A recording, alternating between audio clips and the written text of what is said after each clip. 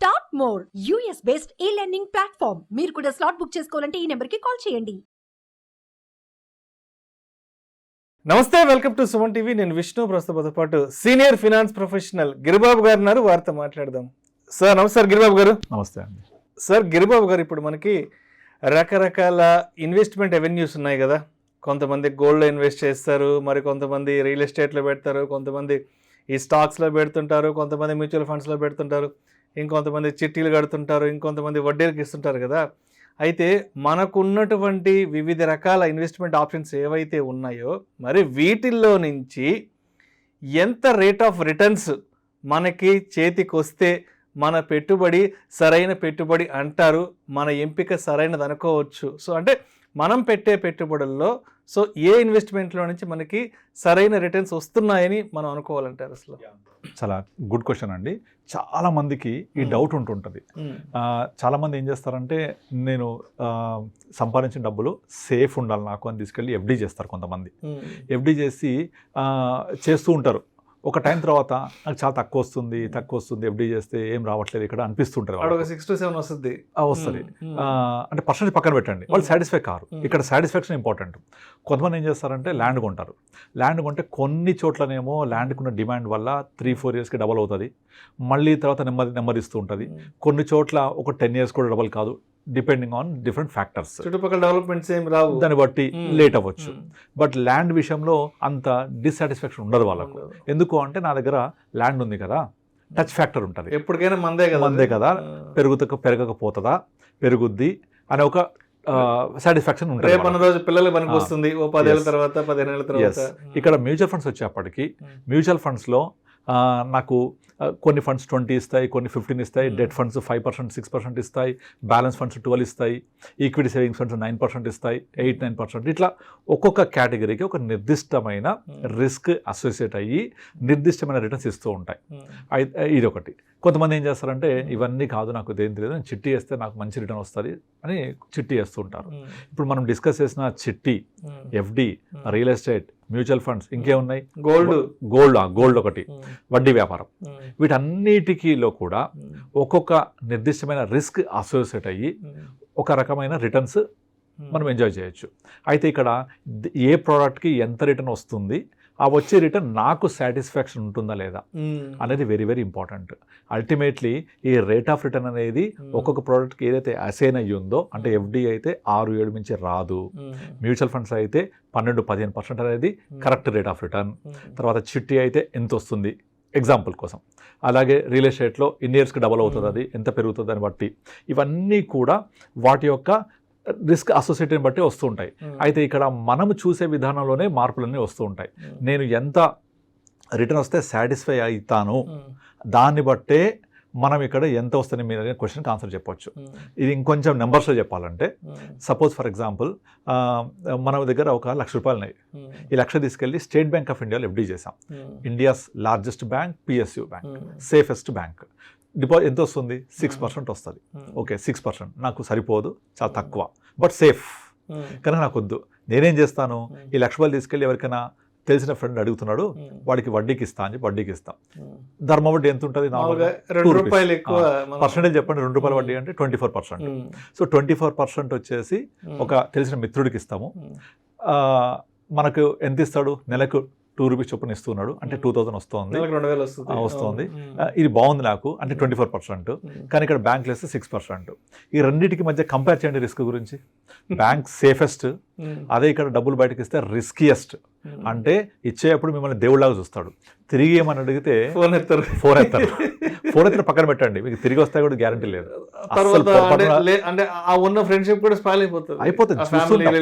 ఈ రోజులో డబ్బులు బయటకి ఇస్తే తిరిగి రావడం అనేది వెరీ వెరీ వెరీ డిఫికల్ట్. అడిగి అనవసరంగా చెడ్డవడం, శత్రుత్వం కొని తెచ్చుకోవడం. అవసరమే అడిగితే కొంచెం హెల్ప్ చేసి వదిలించుకోండి, అక్కడతోటి అయిపోతుంది. అంతేగాని ఇట్లా వడ్డీకి నేను ఇస్తాను, ఫ్రెండే కదా, తెలిసిన వాడే కదా, ఇస్తాడు మంచోడు అని అనుకొని ఇస్తే కనుక మీకు డబ్బులు రావడమే కష్టం.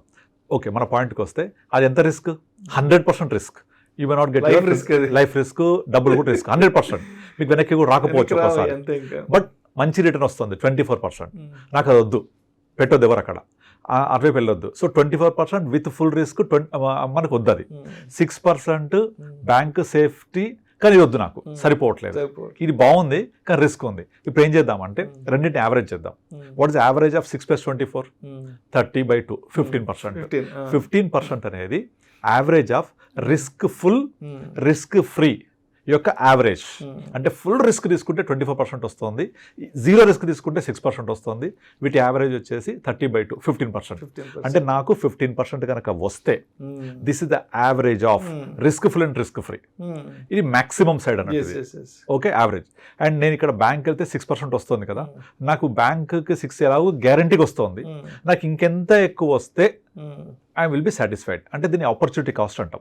అంటే నాకు ఇక్కడ ఆపర్చునిటీ ఉంది 6% అనేది, దీనికి ఎంత బెటర్ రావాలి నాకు అని చూసుకుంటే అట్లీస్ట్ బ్యాంక్ వెళ్తే 6 వస్తుంది కాబట్టి నాకు మినిమం ఒక 12, అంటే డబల్ ఆఫ్ ద బ్యాంక్ వస్తే ఐ విల్ బి సాటిస్ఫైడ్.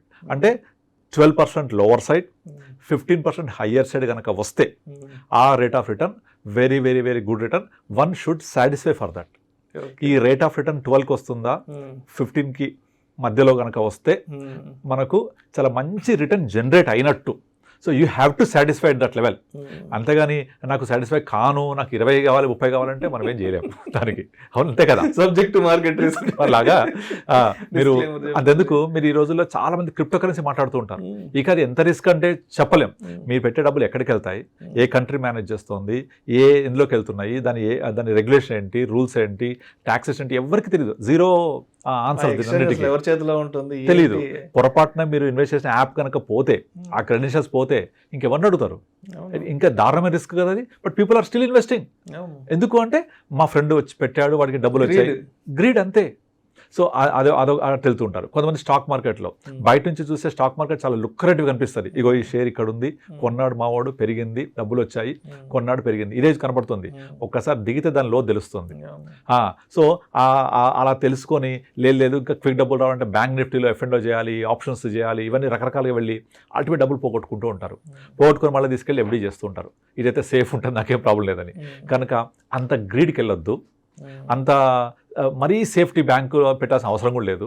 మనకు 12-15 ఎక్కడొస్తున్నాయని గమనిస్తే అన్నిటికంటే ఇంపార్టెంట్ సేఫ్టీ ఉండి గుడ్ రిటర్న్స్ వచ్చే ప్రోడక్ట్ అన్ని మీరు చెప్పిన గోల్డ్, తర్వాత ల్యాండ్, తర్వాత ఇది ఇంకేం చెప్పారు, రియల్ ఎస్టేట్, ల్యాండ్, ఫిక్స్, ఇవన్నీ కంపేర్ చేస్తే అన్నిటికంటే mutual funds are the best which generates returns between 12 to 15. మీకు 12% కావాలి నాకు సరిపోతుంది అనుకుంటే బ్యాలెన్స్ ఫండ్స్ వెళ్ళండి. బ్యాలెన్స్ ఫండ్స్ ఆ కేటగిరీ హ్యాపీగా 12+ ఇస్తాయి, 11-12 వరకు ఇస్తాయి. కొంచెం కనుక నేను లాంగ్ టర్మ్ ఉంటాను, ఫుల్ ఈక్విటీ తీసుకుంటానంటే మీకు equity, small cap, mid cap, sectoral funds, multiflex ఇలాంటి ఫండ్స్ అన్నీ కూడా అప్ టు 15 వరకు జనరేట్ చేసే స్కోప్ ఉంటుంది. సో 12-15% అనేది over a period of time generate చేసే పొటెన్షియల్ ఉండి జనరేట్ చేస్తూ ఉంటే ఇక్కడ అన్నిటికంటే ఇంపార్టెంట్ థింగ్ ఏంటంటే పవర్ ఆఫ్ కాంపౌండింగ్. అంటే ఇది మన క్రీమ్ ఆన్ ది కేక్ లాగా, ఐసింగ్ ఆన్ ది టాప్ లాగా మీకు పవర్ ఆఫ్ కాంపౌండింగ్ వల్ల ఈవెన్ 12-15% వచ్చినా కూడా it will create a big corpus over period of time. మీకు పవర్ ఆఫ్ కాంపౌండింగ్ లేకుండా సింపుల్ ఇంట్రెస్ట్ 12-15 అనేది మీకు అంత రిటర్న్ జనరేట్ చేయదు. కనుకనే ఈ పవర్ ఆఫ్ కాంపౌండింగ్ అర్థం కాక చాలామంది ఏం చేస్తారంటే నాకు 12-15 అంటే తక్కువ సరిపోదు, నాకు 24 కావాలని రిస్క్ తీసుకొని చాలా ఇబ్బంది పడుతుంటారు. గ్రీడ్ కోసం పోయి ఇబ్బంది పడి ఈ క్రిప్టో కరెన్సీలని, బయట అప్పులు ఇవ్వడం అని, చిట్టీలు వేయడం అని, స్టాక్ మార్కెట్ ట్రేడింగ్ చేస్తుంటారు. ఇవేం చేయక్కర్లేదు. మీరు కనుక మ్యూచువల్ ఫండ్ ఇన్వెస్ట్ చేసి 12-15% రిటర్న్ జనరేట్ చేస్తూ పవర్ ఆఫ్ కాంపౌండింగ్ ద్వారా ఒక 5-10 years ఉండండి. You will really see the wonders. మీకు రూల్ 15 తెలుసు కదా, మనం చాలాసార్లు చెప్తూ ఉంటాం. 15,000 15 years 15% రిటర్న్ వస్తే ఎగ్జాక్ట్లీ 15 years తర్వాత అది 1 crore అవుద్ది. ఇప్పుడు మనం 25-30 సంవత్సరాల వ్యక్తి, 30 సంవత్సరాల వ్యక్తి తీసుకోండి, అతను కనుక శాలరీ ఉంటే అందులోంచి 15,000 కనుక నెలకు పెట్టగలిగితే 15 సంవత్సరాలు అంటే 30 years వ్యక్తి 45 years వెళ్ళేప్పటికీ అతని కార్పస్ 1 crore అయ్యి ఉంటుంది డెఫినెట్లీ ఇఫ్ ఇట్ జనరేట్స్ 15%. ఇది నేను జనరేట్ చేయగలుగుతానా లేదా అనేది మీకు డౌట్ అక్కర్లేదు. Meet the financial advisor like us, definitely they will try to generate 15%. ఒకటి. తర్వాత ఇలా 15% తోటి వెళ్తూ ఉంటే 45 years రాగానే వాళ్ళ కార్పస్ ఉంటుంది కదా, లేదు నాకు ఇంకొంచెం ఎక్కువ కావాలి, తొందరగా కావాలి అనుకుంటే increase your SIP, step up SIP అంటారు. అంటే 30 సంవత్సరాలు అప్పుడు 10,000 స్టార్ట్ చేస్తే 33కి వెళ్ళినప్పుడు దీన్ని కొంచెం పెంచండి, 20,000 చేయండి, తర్వాత 25,000 చేయండి. అప్పుడు మీరు అనుకున్న కార్పస్ 45 అవసరం లేదు, 45 గంటల లోపల 42, 41 సంవత్సరాల లోపలనే మీరు చేరుకోగలుగుతారు because of power of compounding. అంటే ఇక్కడ అంతా మనం మాట్లాడేది ఆ 12-15% గురించే. ఇది సాధిస్తూ కనుక ముందుకెళ్తే you will see lot of wonders. దీనికోసము మీరు అప్పులు ఇచ్చి బయట వడ్డీలకు ఇచ్చి ఆ తర్వాత తెచ్చుకొని ఇలాంటి పనులు చేయాల్సిన అవసరమే లేదు. అండ్ ఇంకొకటి ఒక ఎగ్జాంపుల్ చెప్తాను.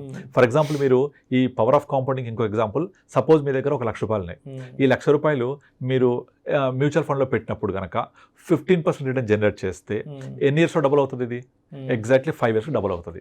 అంటే 5 yearsకి డబుల్ అయింది అంటే సంవత్సరానికి 20% సింపుల్ ఇంట్రెస్ట్ ప్రకారం వచ్చినట్టే కదా. 20 into 5 1 lakh అయింది 5 years తర్వాత. అదే 20% జనరేట్ చేయక్కర్లేదు, కాంపౌండింగ్ ఫ్యాక్టర్ ద్వారా 15% జనరేట్ చేసిన 5th yearకి ఎగ్జాక్ట్లీ డబుల్ అయి ఉంటుంది. అంటే 15% రిటర్న్ అనేది 20% సింపుల్ ఇంట్రెస్ట్ సమానమే కదా.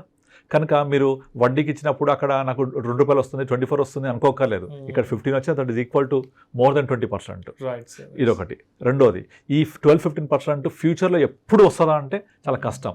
ఎందుకంటే మార్కెట్ అనేది ఎప్పుడు కూడా జీడిపి ప్లస్ ఇన్ఫ్లేషన్ సమానంగా ఉంటుంది. ఇప్పుడు జీడిపి నియర్ బై 7% ఉంది, ఇన్ఫ్లేషన్ నియర్ బై 7% ఉంది. So 7 + 7 14%, which is able to generate your return. ఫ్యూచర్లో ఇన్ఫ్లేషన్ తగ్గి జీడిపి గ్రోత్ రేట్ తగ్గితే మీ రిటర్న్ కూడా తగ్గుతుంది. కనుక ఈ డికేడ్లో మనము కనుక 12-14%, 15% రావాలి అంటే this is the best time to invest.